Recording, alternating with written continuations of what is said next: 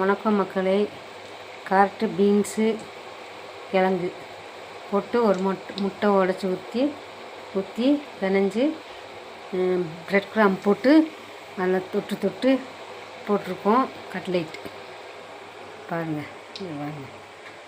இதில் tomato sauce தொட்டு சாப்பிட்டா சூப்பராக இருக்கும். வாங்க, உங்களுக்கும் நாங்கள் இந்த கட்லைட் செஞ்சு தரோம். உங்களுக்கு பிடிச்சா லைக் பண்ணுங்கள், ஷேர் பண்ணுங்கள், சப்ஸ்கிரைப் பண்ணுங்கள்.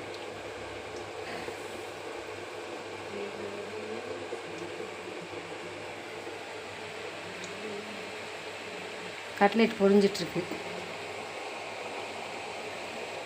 கஷ்டப்பட்டு போடுறோம்.